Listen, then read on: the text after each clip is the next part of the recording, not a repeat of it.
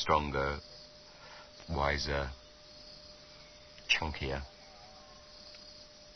then that's also what I'm hoping for from supper.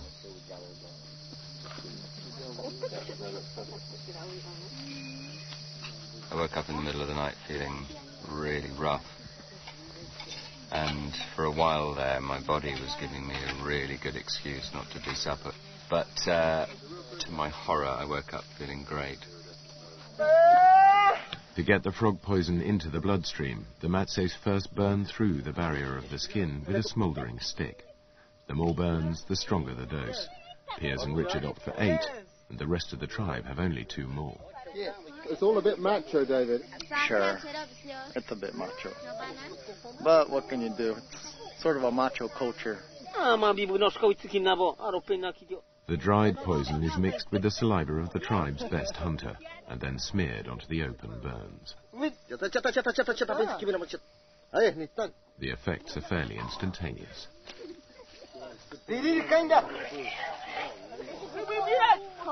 Oh, you can tell it's a poison. Oh, my heart is starting to beat.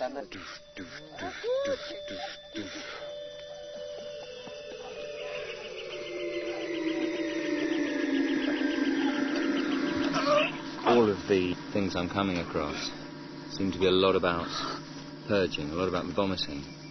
Take something in, heave it out again, and it seems to be something to do with heaving out not just the poison that you've taken, but also getting rid of bad energies, generally cleansing your system to make you stronger. Mr. Toad's wild ride. Let's kick my ass. After 25 minutes, the purging is almost over.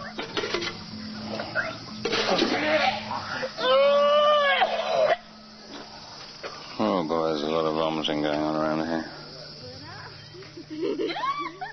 The afternoon is spent in recovery, but the Sapo has brought tensions to the surface. I think you're not the only person who comes to the rainforest saying that he wants to be a shaman.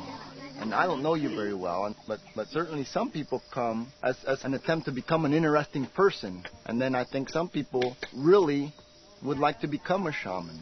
And that is something that they really want to do more for themselves rather than... I have not made that absolute statement saying I want to be. I feel compelled to head in that direction because of many years' experience back home. What you say you want seems like you kind of want to go halfway, sort of just probe at it a little bit, but not really get completely involved in it. If that feels unimpressive, then I'll take that on my shoulders. But it's more honest than to say I think I can become an Amazonian shaman. I don't. Despite Piers's protestations, he seems to be being sucked into the jungle.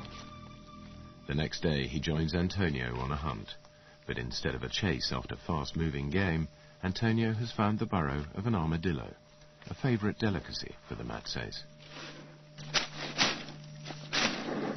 The telltale growl means that the armadillo is at home, only 9 feet below ground.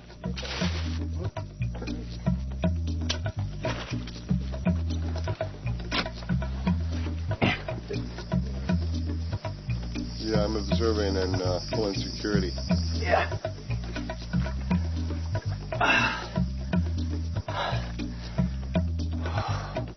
Once the hole is deep enough, the technique is to flood out the armadillo using almost waterproof leaf baskets.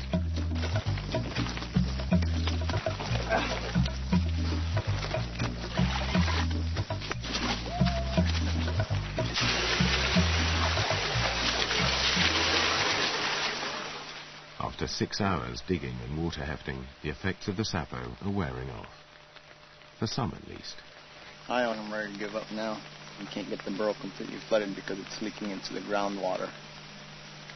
And so, I think it's, not much of a chance at this point. We've used all of the baskets, bags, cups. And apart from taking a leak in the water or emptying my boots, I can't see what else we can do. But I shall go down to the stream and help out. Why don't you just give up, Piers? Because Antonio hasn't given up. Seems a bit mean.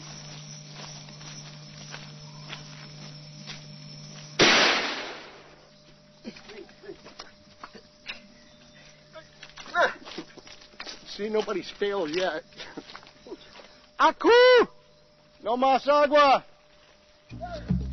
Bueno, Antonio. Yeah, no! You know, I came here and I was hoping I'd learn about ayahuasca, and that didn't happen. I wasn't bothered because there was something else that they were saying, no, this is extraordinary. And they have proved today to me that Toad is extraordinary. To stick at that mindless task of hauling mud and then hauling water, it felt right. I'm quite proud of myself. It was cool.